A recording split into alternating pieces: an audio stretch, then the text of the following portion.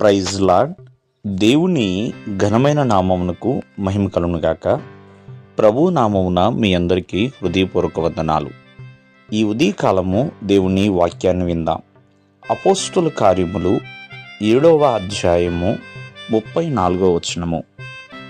ఐగుప్తులోనున్న నా ప్రజల దురవస్థతను నేను నిదానించి చూచితిని. వారి మూలుగు వింటిని, వారిని విడిపించుటకు దిగివచ్చి ఉన్నాను.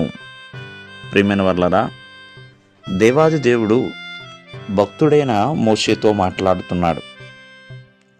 ఎందుకనంటే ఒక మండుచున్న పొద ద్వారా దేవుడు మోషేతో మాట్లాడుతున్నాడు.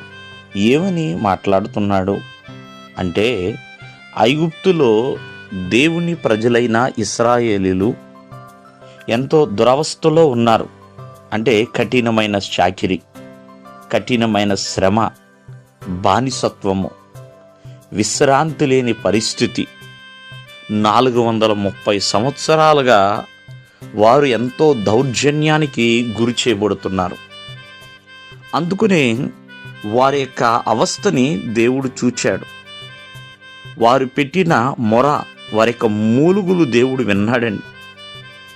ఈ 430 సంవత్సరాలుగా వారు చేస్తున్న ప్రార్థనలు దేవుడు విని వారిని విడిపించటానికి దిగి వచ్చాను అంటున్నాడు. అంటే ఇశ్రాయేలు ప్రజలను విడిపించడానికి దేవుడు దిగి వచ్చాడు. ఎంత అద్భుతమండి ఇది, ఎంత ఆశ్చర్యము. చూడండి, వారిని విడిపించడానికి దేవుడు మోషేని సెలెక్ట్ చేసుకున్నాడు. మోషేతో మాట్లాడుతున్నాడు. నేను నిన్ను ఐగుప్తుకి పంపాలి అనుకుంటున్నాను. ప్రేమైన వర్లరా, ఒకసారి ఆలోచించండి. ఈ మోషేని ఒక అధికారిగా దేవుడు ఇశ్రాయేల్ ప్రజల పక్షాన నిలబెట్టాడు.